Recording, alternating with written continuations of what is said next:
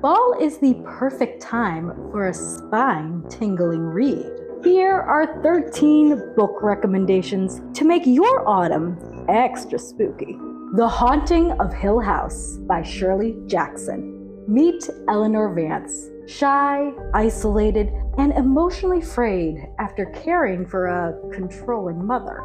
So when she is invited to participate in a paranormal study, Eleanor jumps at the opportunity. Maybe this is the start of a brand new, beautiful chapter for her. But Hill House has other ideas. This read is a slow build, quiet, creeping, and deeply psychological. So if you're looking for a haunted house that slowly unravels your soul, Hill House is ready for you. Just don't expect to check out the same way you checked in. Mexican Gothic by Silvia Moreno Garcia. Noemi is a glamorous, sharp-tongued socialite, more accustomed to cocktail parties than crumbling estates. But when her cousin sends a frantic, rambling letter about her new husband's creepy ancestral home, Noemi swaps lipstick for lanterns and heads off to investigate. And that's when things start to fester. High Place, the mansion in question, is isolated, decaying, and practically dripping with rot. The wallpaper peels, the servants stare, and the family is unnervingly quiet. What begins as a classic save the damsel plot quickly unspools into a psychological horror filled with surreal dreams, dark family secrets, and ancient rituals. Moreno Garcia's writing is lush and intoxicating, like slipping into a fever dream you won't wake up from. The Silent Companions by Laura Purcell. Elsie has just married into money, but her husband immediately dies. Rude. Now she is being shipped off, grieving and very pregnant, to his dusty ancestral estate in the middle of nowhere.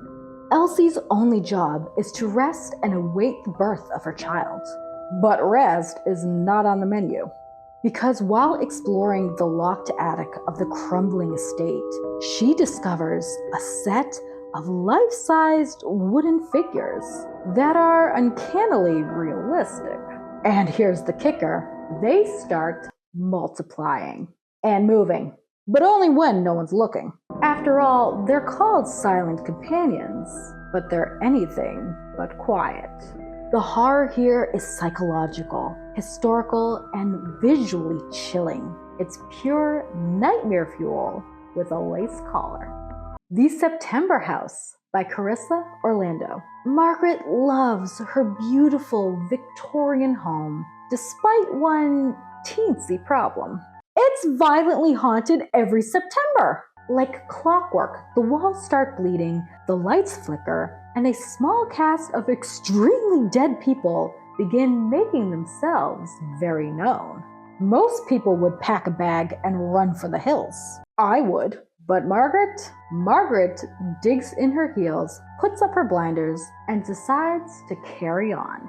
Bleeding walls? Cleanable. Disembodied screams? White noise. Vengeful child ghost in the hallway? We'll ask him to help out with the dishes. But beneath all that macabre humor is a deeply emotional story about denial, trauma, and the things we put up with until we just can't anymore. You'll laugh, you'll shiver, and you'll want to give Margaret a hug, and maybe some sage. Pet Sematary by Stephen King. Louis Creed is a doctor who moves with his wife and 2 kids to a quiet town in Maine, right next to a lovely forest trail that leads directly to the local pet cemetery. Huge red flag. Beyond that innocent little graveyard is an ancient burial ground, one that brings things back from the dead. The problem is that what comes back doesn't come back quite right. So when tragedy strikes, Louis has to face an impossible choice: accept the unbearable pain of loss, or go digging.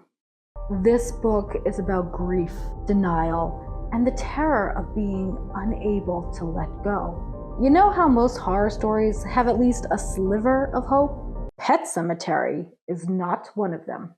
Ghost Eaters by Clay McLeod Chapman.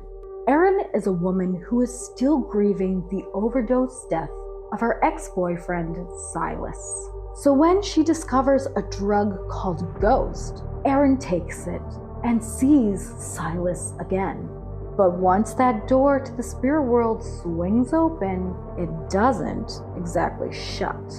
Suddenly, she's being haunted not just by her past mistakes, but by every tortured spirit in the area. Some are sad, some are angry, and some are very interested in following her forever.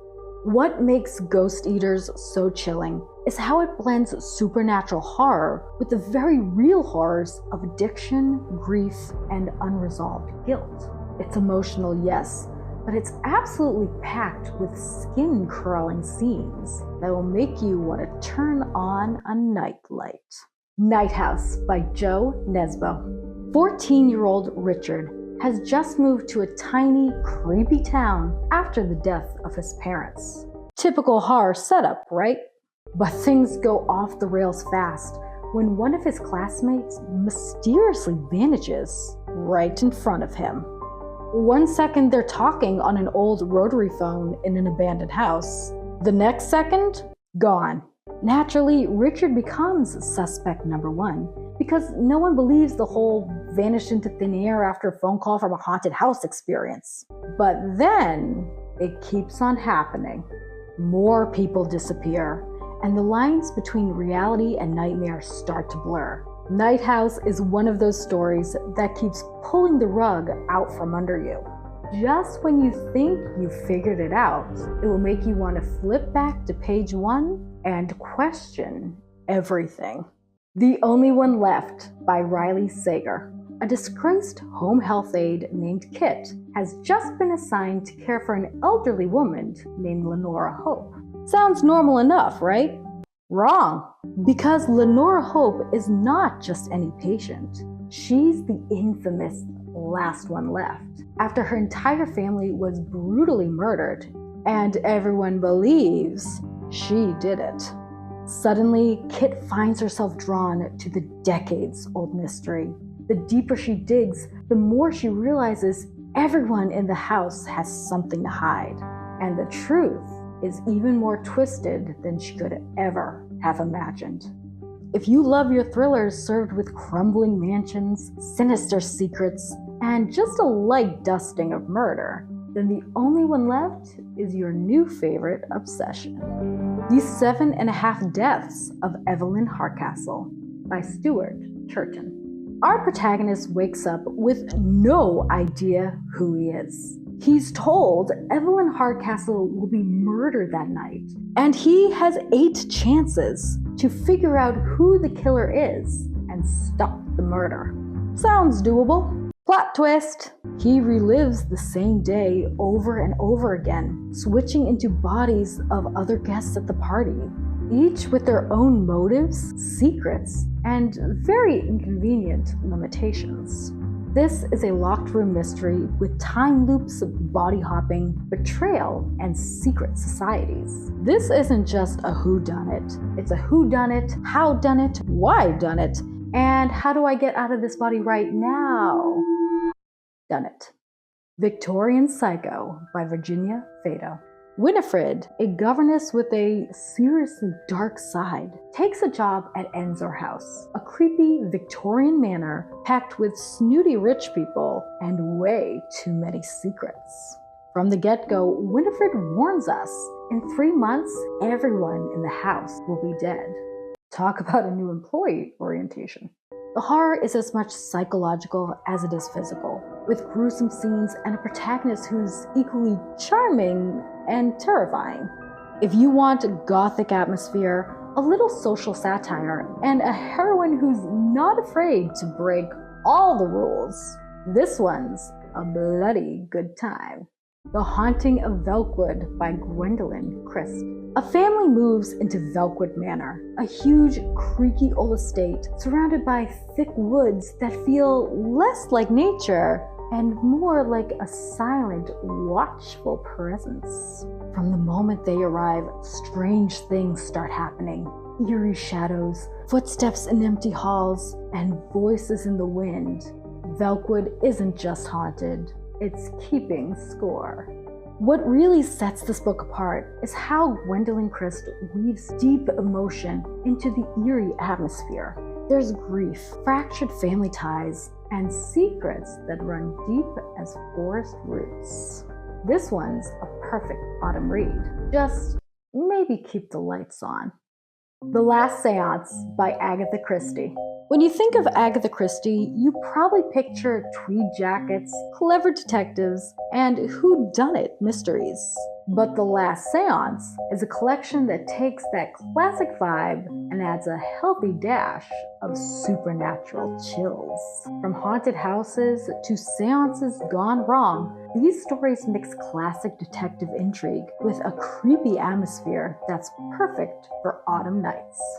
And because they're short stories, you can enjoy a quick, spooky fix without committing to a full novel. Because even the Queen of Mystery loved a good ghost story. No One Gets Out Alive by Adam Neville. Stephanie is a struggling young woman who takes a room in a rundown boarding house. The rent is cheap, the neighbors are suspicious, and the place has a history so dark it'll make your basement look like a sunny beach resort.